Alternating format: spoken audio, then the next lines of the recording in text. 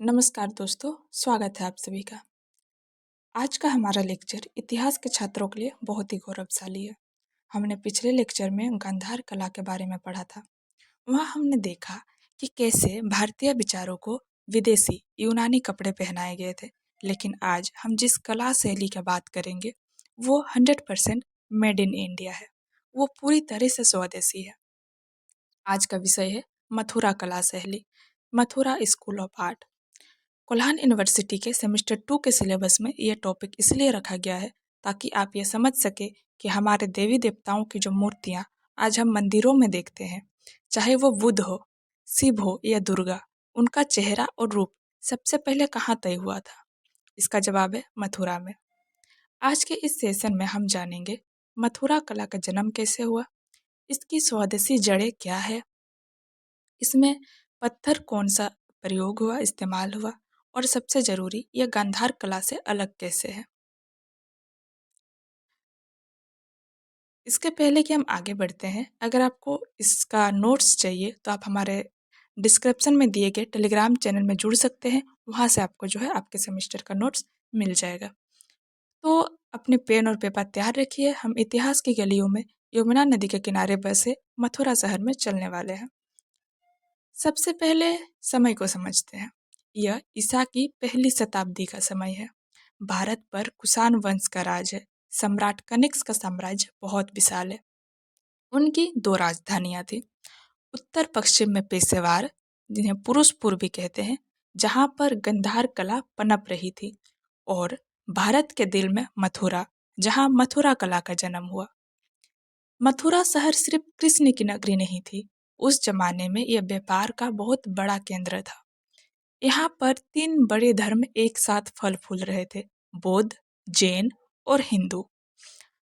अब एक बहुत बड़ा सवाल जो अक्सर पश्चिमी इतिहासकार पूछते थे, क्या भारतीयों को मूर्ति बनाना यूनानियों यानी गंधार से सीखा? इसका जवाब है नहीं। मथुरा कला का जन्म गंधार की नकल से नहीं हुआ। मथुरा कला की जड़ें भारत की पुरानी लोक कला, फोल्क आर्ट में थी। मौर्य काल और शुंग काल में हमारे यहाँ यक्ष और यक्षिणियों की विशाल मूर्तियां बनती थी। मथुरा के कलाकारों ने उन्हीं यक्षों के भारी भरकम शरीर को आधार बनाकर बुद्ध और अन्य देवताओं की मूर्तियां बनानी शुरू की। तो याद रखिए, मथुरा कला का पिता कोई विदेशी नहीं बल्कि भारत का अपना यक्ष था।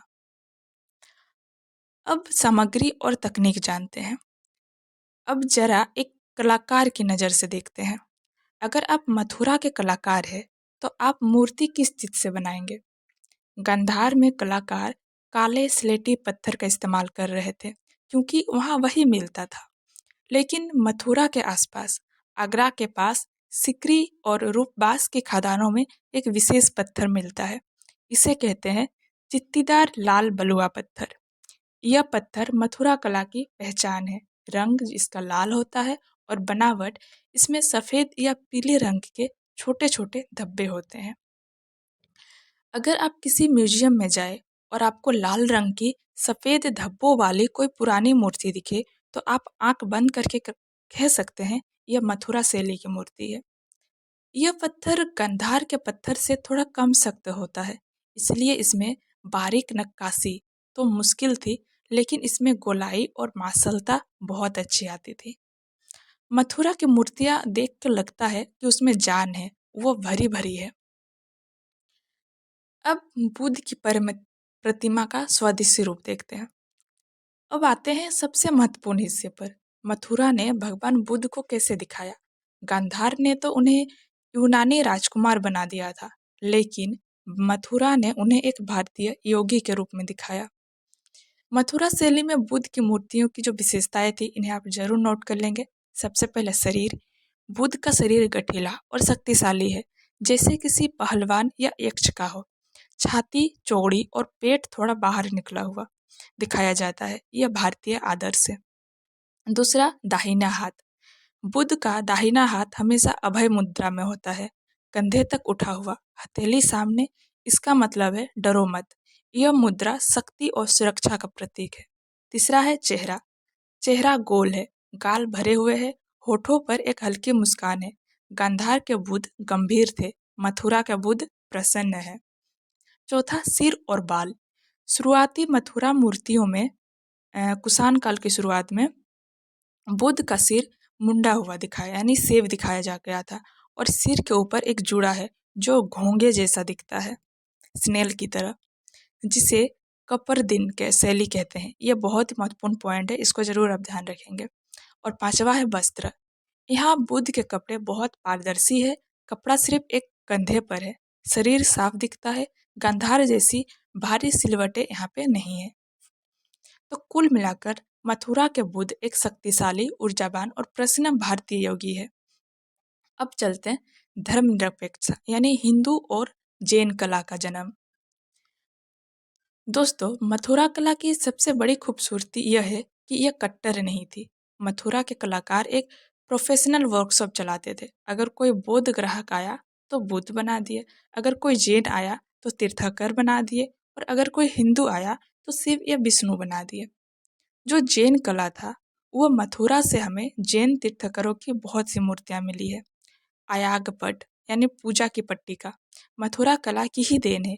जैन मूर्तियाँ भी बुद्ध जैसे ही दिखती है, वही लाल पत्थर, वही स्ट्रक्चर, बस उनकी छाती पर श्रीवत्स का चिन्ह होता है। और हिंदू कला, ये पॉइंट आप जरूर नोट करेंगे। हिंदू देवी देवताओं की सबसे पुरानी मूर्तियाँ मथुरा कला में ही मिलती है। शिव लिंग रूप में और मानव रूप दोनों में, विष्णु चतुर्भुज यानी 4 हाथ वाले रूप में, दुर्गा महिषासुर मर्दिनी के रूप में, और सूर्य, मथुरा में सूर्य देव को बूट्स पहने हुए दिखाया गया है, जो कि विदेशी प्रभाव है थोड़ा।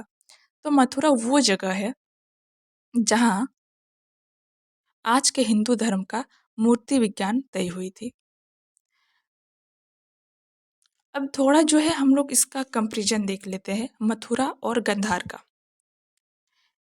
एग्जाम में जो है आप इसको एक टेबल की तरह बनाकर दिखा सकते हैं, मथुरा शैली वर्सेस गांधार शैली। तो इसकी विशेषता, गांधार कला की जो उत्पत्ति हुई थी वो विदेशी प्रभाव यानी यूनानी और रोमन से हुई थी, लेकिन मथुरा कला की उत्पत्ति पूर्ण स्वदेशी थी। दूसरा पॉइंट, गांधार कला में जो पत्थर यूज हुआ था वो काला और स्लेटी पत्थर था, वही मथुरा कला में लाल बलुआ पत्थर का यूज हुआ है।